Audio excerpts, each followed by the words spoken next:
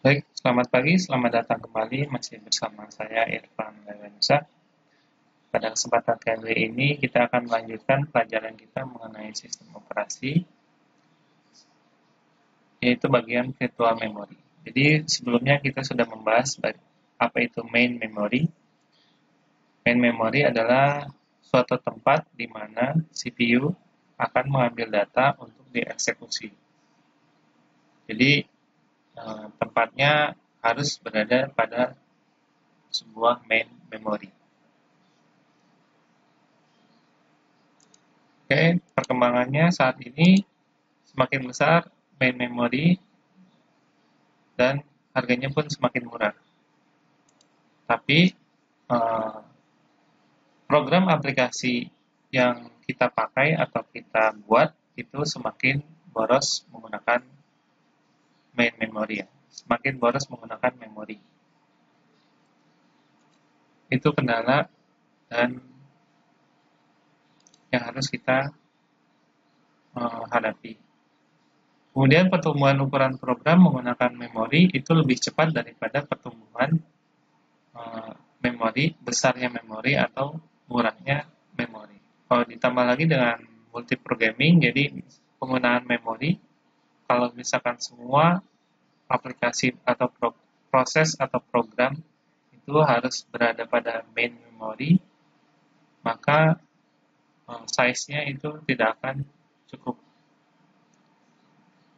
Kenapa? Karena mungkin penggunaan aplikasinya sangat besar dan multiprogramming tadi ya. Jadi jika hanya mengandalkan RAM atau main memory saja, itu tidak akan cukup. Karena mungkin kalau dulu ada program yang layarnya hanya hitam putih saja atau command prompt atau terminal, tapi sekarang kita bisa menggunakan grafik, GUI, itu semua harus berada pada main memory agar dapat diproses oleh CPU. Kemudian di sisi lain, memori sekunder, eh, contohnya adalah hard disk yang utamanya itu semakin lama semakin besar. Jadi, para pembuat sistem operasi memikirkan bagaimana cara memanfaatkan memori sekunder itu untuk mencukupi kebutuhan memori yang kekurangan tadi. Swapping itu sama-sama menggunakan memori sekunder, tapi kendalanya kalau kita menggunakan swapping itu membutuhkan waktu yang lama untuk pergantian proses antara main memory ke secondary memory karena lambat. Mengakses I/O itu lebih lambat daripada mengakses uh, proses main memory. Jadi yang akan dikembangkan itu bukan menggunakan teknik swapping, melainkan teknik yang lain. Teknik pertama yang sempat berlaku atau dibuat sebelum adanya virtual memory itu ada yang namanya overlay. Jadi sebuah program dibuat oleh programmer itu dibagi-bagi prosesnya untuk masuk ke dalam main memory. Sehingga ketika akan masuk ke main memory, waktunya akan semakin cepat karena hanya meload sebagian programnya saja yang sudah dibagi-bagi oleh programmer tersebut. Nah, ini masih menimbulkan swapping, tapi ukurannya sangat kecil dan uh, lebih cepat daripada menggunakan pure swapping keseluruhan prosesnya. Karena di loadnya hanya sebagian saja.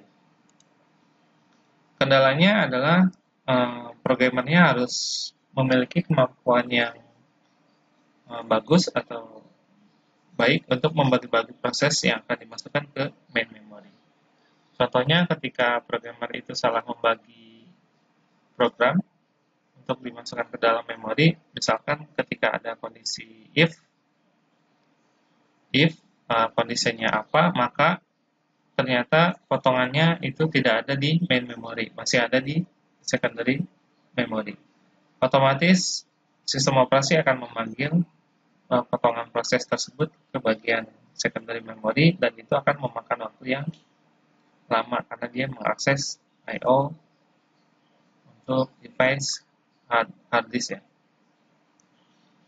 Jadi kalau misalkan programmer salah potong atau salah membagi proses-proses tadi, itu tidak akan efektif, tapi lebih cepat daripada tidak sama sekali melakukan pembagian untuk masuk ke dalam memori. Kemudian ide selanjutnya adalah menggunakan paging. Jadi prosesnya itu mirip atau meniru apa yang overlay lakukan, tetapi sekarang diatur potongan-potongannya itu diatur oleh sistem. Namanya paging atau membagi-bagi program dengan ukuran yang sama. Jadi terdapat logical page dan physical page. Ukuran logical page-nya bisa jadi lebih besar dari physical page. Ini yang akan kita sebut dengan virtual memory. Jadi seolah-olah secondary storage atau hard disk atau secondary storage itu diabstraksikan atau dimanfaatkan, difungsikan sebagai sebuah memori juga. Jadi dengan menggunakan virtual memory, kapasitas yang sebenarnya 4 GB itu bisa ditingkatkan menjadi 16 GB. Sama prinsipnya dengan overlay, tidak semua bagian program akan dieksekusi, itu dibutuhkan ke main memory ya. Jadi hanya sebagian saja yang akan dieksekusi yang masuk ke main memory. Tidak semua bagian program dibutuhkan pada saat yang bersamaan. Hanya sebagian program yang perlu disimpan untuk dieksekusi oleh main memory. Dieksekusi oleh CPU di main memory. Oleh karena itu, logical address jauh lebih besar daripada physical address-nya. Itu yang disebut dengan virtual memory. Memori virtual, jadi memorinya tidak nyata, jadi memungkinkan alamat untuk dibagikan melalui beberapa proses. Lebih banyak program berjalan secara bersamaan menggunakan teknik virtual memory. Teknik memori virtual ini lebih sedikit I/O yang diperlukan untuk menukar prosesnya, karena sudah dialokasikan di sebuah bagian pada hard disk yang akan dijadikan sebagai seolah-olah itu adalah memori. Jadi kalau misalkan hard disknya penuh, virtual memorinya pun tidak akan maksimal dapat digunakan. Atau istilahnya kalau di Windows namanya low disk space. Karena mungkin sebagian kecil bagian dari hard disk itu digunakan sebagai memori virtual. Jadi pengertiannya virtual memory adalah pemisah antara logical memory dan physical memory. Dengan pemisahan tersebut didapat keuntungan logical space-nya lebih besar daripada ukuran physical address-nya.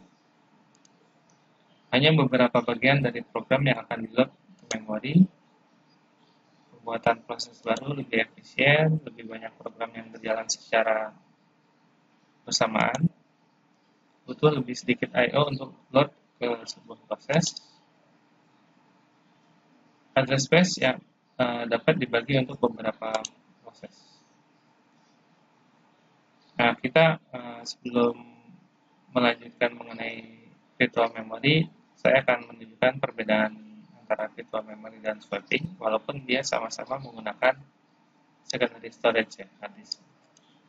Kalau virtual memory adalah abstraksi dari memori utama, dari main memory, yang memperluas memori tersedia di komputer dengan menyimpan bagian-bagian tidak aktif dari RAM, konten pada disk. Ini mengambilnya ke bagian RAM, mengambilnya kembali ke RAM ketika konten itu diperlukan. Jadi, misalkan ada sebuah program yang membutuhkan memori sebesar 64 bit, tapi akses dari main memorinya hanya 32 bit, maka 64 bit tersebut itu sebenarnya sudah berada pada sebuah bagian tertentu di hard disk, namanya virtual memory tadi, dan yang akan di-load ke dalam main memory itu hanya 32 bit sesuai dengan kapasitas main memory saat itu. Kemudian ketika diperlukan bagian-bagian lainnya, maka akan terjadi sebuah page replacement atau penukaran page yang ada di virtual memory tadi akan dimasukkan ke bagian main memory, yang tadinya ada di main memory akan ditukar ke virtual memory. Jadi sebenarnya semuanya sudah di-load di bagian virtual memory. Kalau swapping itu ketika hard disk membutuhkan proses itu prioritas tinggi, misalkan hard disk itu ketika main memory itu membutuhkan kapasitas yang lebih besar lagi, maka dia akan satu proses lain itu akan disimpan ke bagian hard disk yang namanya backing store atau swap. Kemudian setelah selesai dikembalikan kembali ke main memory. Tapi bagian-bagian yang di swap tersebut itu bukanlah satu kesatuan sebuah program atau proses yang, jadi dia hanya menyimpan sementara proses tertentu, kemudian akan dikembalikan kembali ketika sudah selesai proses yang di swappingnya itu selesai. Jadi keduanya digunakan secara bergantian. Kalau virtual memory tadi memang semua programnya itu ada di page virtual memory, tapi di loadnya itu sesuai dengan kapasitas main memorinya. Kemudian virtual memory itu memperluas kapasitas komputer di luar yang diinstal RAM-nya, physical RAM-nya. Jadi tadinya 4 GB, karena adanya virtual memory, jadi kapasitasnya menjadi 16 GB. Ini merupakan sebuah teknik memory management. Kalau swap itu menyimpan halaman untuk penyimpanan sementara saja. Areanya ada pada hard disk. Jadi membutuhkan akses I/O untuk mengakses proses yang di swap in dan swap out tadi, sehingga akan menjadi lebih lambat daripada proses main memory, proses dari CPU ke main memory. Cara implementasi virtual memory itu ada dua, menggunakan demand paging dan demand segmentation. Yang akan kita bahas hanya bagian demand paging saja. Apa itu demand paging? Itu proses berada di memori sekunder dan halaman atau page dimuat hanya berdasarkan permintaan, tapi tidak di awalnya. Jadi misalkan ini P1 membutuhkan A, B, C, D, itu ada di hard disk semuanya, kemudian di swap in. Dan P2 sudah selesai menggunakan EFGH, itu dikembalikan ke hard disk swap. CPU membutuhkan page di dalam main memory. Jika halaman tidak ada dalam main memory, maka dinamakan page fault. Jika page fault terjadi, CPU akan mentransfer kontrol program ke sistem operasi untuk mengalihkan page yang dibutuhkan ke dalam memori. Jadi, kalau terjadi page fault, maka dia harus mencari page tadi, bagian page tadi ke hard disk. Apa itu page fault? Jadi jika kebutuhan page tidak ada di dalam main memory. Jadi kalau kebutuhan page yang nggak ada di main memory itu namanya page fault dan harus ditangani oleh sistem operasi. Sistem operasi melihat proses control block untuk memutuskan invalid reference. Kalau misalkan referensinya invalid, maka diabaikan. Tidak ada pada main memory utama, maka harus di load page-nya. Yang kedua, cari frame kosong yang ada di main memory, kemudian ganti page ke frame yang via disk operation. Reset page table untuk mengindikasikan page. Dan pada memori yang baru, set validasinya bitnya menjadi valid. Restart instruksi yang menyebabkan page fault tadi. Jadi instruksinya sekarang sudah valid, maka proses akan berjalan selanjutnya. Jadi ini misalkan ada virtual memory menggunakan paging, yaitu ukurannya adalah 60 KB dan memori fisiknya hanya ada 32 KB. Ukuran program bisa 64 KB. Urutan page di memori fisik, jadi ini page 0 itu ada di page 0, ukurannya 4 KB ya page-nya. Size-nya 4 KB. Jadi size 0 sampai 4 itu ada di page 2. Size 4 sampai 8 itu ada di page 1. Size 8 sampai 12 itu ada di page 6. Nah, yang XXX ini itu tidak ada di physical address atau di main memory ya. Jadi ketika dicari program yang ada di bagian ini, maka akan terjadi page fault. Akses virtual memory yang tak ada di memori fisik menyebabkan page fault. Kemudian sistem operasi akan meminta MMU untuk meload page.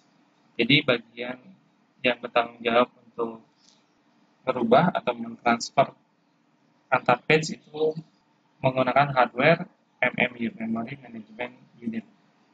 Hardware ya. Ini yang terjadi pada MMU. Jadi ada present bit itu 1, 0. Kalau 1 itu berarti ada. Kalau 0 itu berarti tidak ada di main memory. Jadi tugas MMU adalah memetakan virtual memori ke memori fisik. Jadi ada nama page virtual dan offsetnya. Misalkan ini virtual address-nya ada di 8196.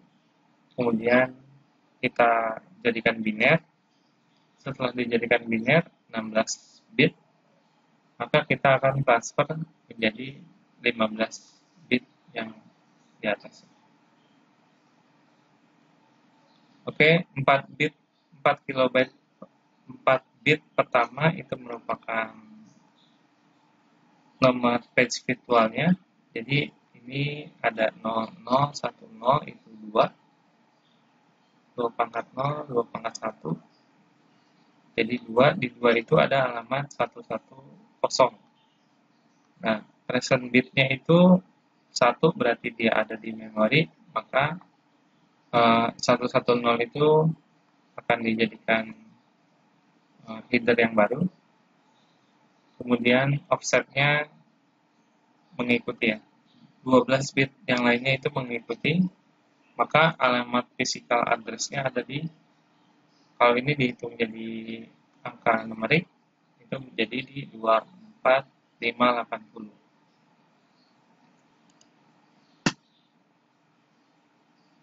Oke, jadi ukuran memori virtual dan ukuran size dari virtual memory itu ukurannya sama dengan size page yang ada di uh, physical memory. Jadi page-nya ini 4 kilobyte, ini pun dibagi menjadi 4 kilobyte.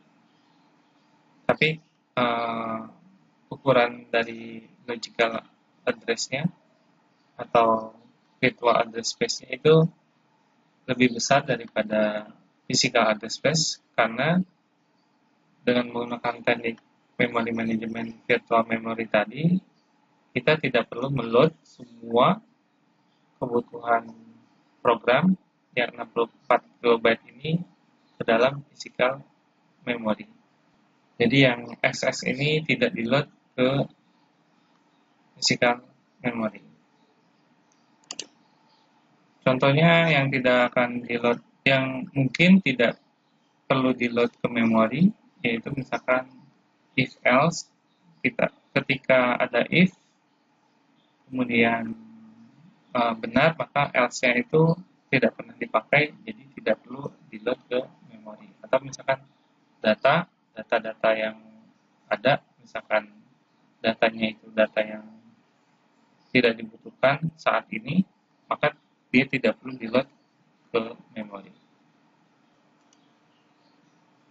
Sehingga pemanfaatan memori, main memory itu jadi lebih efisien karena hanya yang dibutuhkan saja yang di-load ke main memory. Jadi yang tidak dibutuhkan standby di hard disk atau di virtual memorinya. Jadi ketika dibutuhkan bisa langsung digunakan atau di-load ke main memory tanpa harus mencari bagian yang ada di hard disk, bagian yang belum di-load atau mencari address yang ada di hard disk karena ukuran hard disk itu sangat besar dan load I/O-nya itu lambat. Jadi kita sudah mengalokasikan menjadi sebuah virtual memory. Jadi program-programnya ada di bagian virtual memory tersebut. Jadi tidak usah mencari ke tempat lain, carinya di bagian yang itu aja, di bagian 64 kilobyte ini aja, maka proses pencariannya pun akan semakin cepat ya.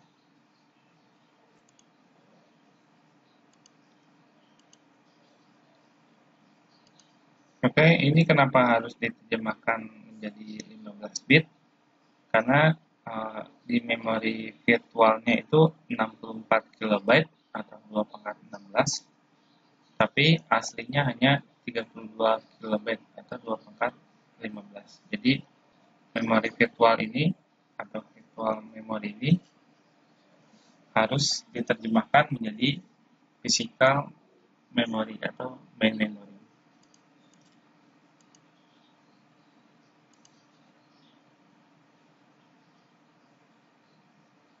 Jadi ini ada 16, itu 4 kilobyte pertama itu dijadikan sebagai page, nomor page virtualnya. Jadi 0010 itu 2. Nah, ternyata di 2 ini ada alamat 110. 110 itu dijadikan bit alamat yang ditambahkan dengan offset, maka dia akan menjadi alamat fisik yang sebenarnya. Jadi memori virtual karena sebenarnya alamat virtual ini tidak benar-benar berada pada alamat 8196 tadi ya. Tapi sebenarnya diterjemahkan lagi menjadi 24580. Ini struktur page table yang ada di MMU tadi. Bisa lebih rumit. 1 sampai 3 protection bit.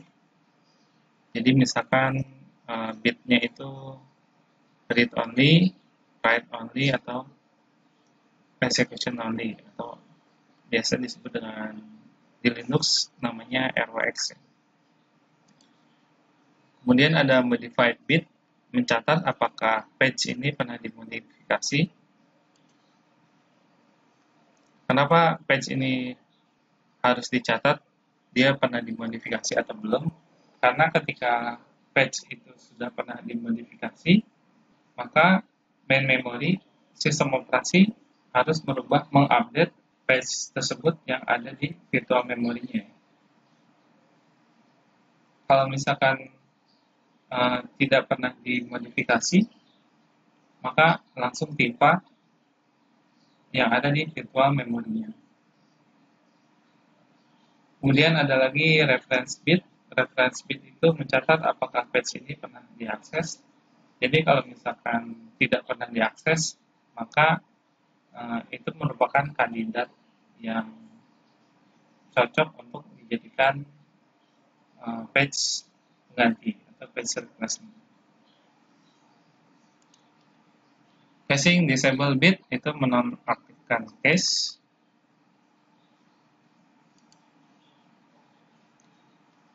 Cara mempercepat paging itu kita menggunakan yang di MMU, di hardware MMU kita menambahkan lagi table page-nya, namanya TLB. Kita pernah bahas di main memory. Jadi translation load aside buffer itu adalah bagian dari MMU tadi. Gunanya untuk mempercepat proses pencarian page. Kalau misalkan tidak ada di TLB, baru akses ke page table yang ada di main memory. Kalau tidak ada di page table yang di main memory, baru dia mengakses virtual memorinya atau hard disk. Kemudian kalau misalkan ada di main memory, kemudian ditambahkan ke TLB untuk pengaksesan selanjutnya. Sehingga jadi ada dua proses. Page fault-nya ada soft miss, itu jika page yang dicari ada di table. Jika page yang dicari ada di page table atau tidak ada di TLB. Kalau hard miss, jika page yang dicari ada di hard disk. Jadi tidak ada di main memory, maka dia langsung ke hard disk page fault. TLB miss bisa dikurangi dengan prediksi page yang akan dibutuhkan. Manajemen table located buffer oleh sistem operasi itu menyederhanakan memori manajemen unit dan memberikan ruang lebih bagi cache. Oke, ini daftar pustakanya. Sekian pengertian atau intro pengenalan virtual memory. Jadi intinya virtual memory adalah pengalamatan atau page yang sebenarnya tidak ada alamat fisiknya atau belum ada alamat fisiknya. Jadi seolah-olah sudah ada di memori, tapi belum ada di memori fisik. Terima kasih atas perhatiannya. Selamat pagi.